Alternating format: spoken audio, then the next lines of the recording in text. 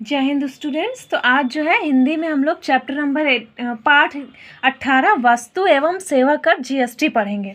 तो वो एक लेख है, उसके बारे में बताया गया कि क्या होता है जीएसटी। तो ये देखते हैं। इसमें हम सभी जानते हैं कि वस्तुओं को खरीदने पर सभी को कर टैक्स देना पड़ता है। ये दो तरह के होते हैं, प्रत्यक्ष अप्रत्यक्ष।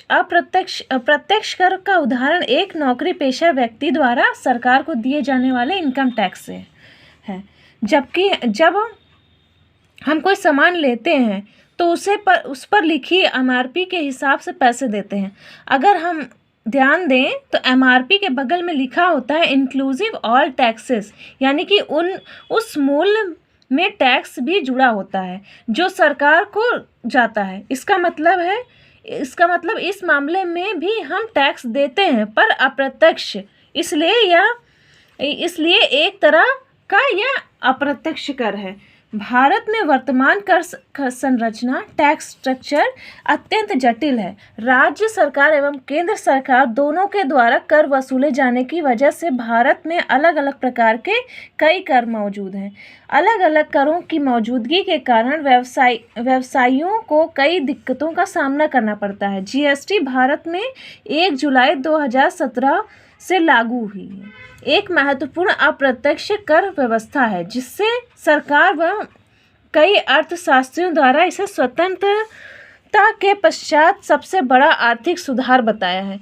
इससे केंद्र एवं विभिन्न राज्य करों द्वारा विभिन्न दरों पर लगाए जा रहे विभिन्न करों को हटाकर पूरे देश के लिए एक ही अप्रत्यक्ष कर प्रणाली को लागू की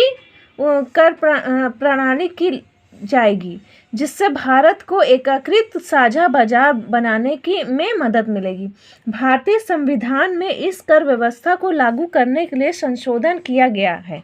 1 जुलाई 2017 से पूर्व किसी भी सामान पर केंद्र एवं राज्य सरकार कई तरह के अलग अलग कर लगाती थी, लेकिन जीएसटी आने के बाद सभी तरह के सामानों पर एक जैसा ही कर लगाया जाएगा। पूर्व में किसी भी सामान पर 30 से 35% प्रतिशत तक कर देना पड़ता था। कुछ चीज़ों पर तो प्रत्यक्ष अप्रत्यक्ष रूप से लगाए जाने वाले कर 50% प्रतिशत से भी ज़्यादा होता था। तो इसमें क्या है कि जैसे हम लोग पढ़ते हैं, हर चीज़ जो भी हम खरीदते हैं उस पर हमको टैक्स देना पड़ता है या कर देना पड़ता है। तो कर जो है दो प्रकार के होते हैं, एक प्रत्यक्ष कर, एक अप्रत्यक्ष कर। प्रत्यक्ष कर वो कर होता है जो हमको डायरेक्टली पता रहता है कि हम ये दे रहे हैं। जैसे एक नौकरी पेशा आदमी क्या करता है, अपना नौकरी करता है, उसमें से इनकम टैक्स निकालता है। तो इनकम टैक्स वो क्या हुआ, उसको पता है कि ये दे रहा है, सामने से दे रहा है, प्रत्यक्ष रूप से दे रहा है। तो ये क्या हो गया, प्रत्यक्ष कर हो गया। पर जैसे कोई सामान खरीदते हैं हम, तो क्या होता है उसमें कई सारे उसमें टैक्स जुड़े होते हैं, स्टेट गवर्नमेंट के, सेंट्रल गवर्नमेंट के। तो वो जो है लिखा रहता है उसमें एमआरपी के बगल इंक्लूसिव ऑल टैक्सेस, यानी कि उसमें सारे मूल्य और टैक्स के साथ, मूल्य के साथ सभी टैक्स या कर जो है वो भी उसमें जुड़ा होता है। तो ये सारे जो कर हम देते हैं वो किसको जाता है, सरकार को जाता है। इसका मतलब है कि हम जो टैक्स सामान खरीदने पर देते हैं वो अप्रत्यक्ष कर होता है। अप्रत्यक्ष कर का मतलब होता है जिसमें हमको पता नहीं रहता पर हम देते हैं। भारत में तो जो भारत की कर संरचना है वो बहुत ही ज़्यादा जटिल है, यानी कि बहुत मुश्किल है उसको समझना, क्योंकि मिक्स कंटेंट है उसमें, क्योंकि प्रत्यक्ष भी है अप्रत्यक्ष भी है। राज्य सरकार और केंद्र सरकार दोनों के द्वारा कर वसूले जाते हैं। तो सब राज्य सरकार अलग कर वसूलती है, केंद्र सरकार अलग कर वसूलती है, जिसकी वजह से बहुत ज़्यादा कर प्रणाली जो है बहुत ही ज़्यादा जटिल हो गई है। करों की मौजूदगी के कारण व्यवसायियों को दिक्कतें का, तो जितने व्यापारी लोग हैं उनको अपने व्यवसाय करने में, व्यापार करने में बहुत दिक्कत का सामना करना पड़ता है, क्योंकि अब एक ही राज्य में तो उनका सामान बिकता नहीं, दूसरे सामान जाएगा तो उसमें भी कर लगाना पड़ेगा। फिर सरकार, केंद्र सरकार का अलग कर, राज्य सरकार का अलग कर, तो इस सारी वजह से उनको बहुत सारी दिक्कतों का सामना करना पड़ता था।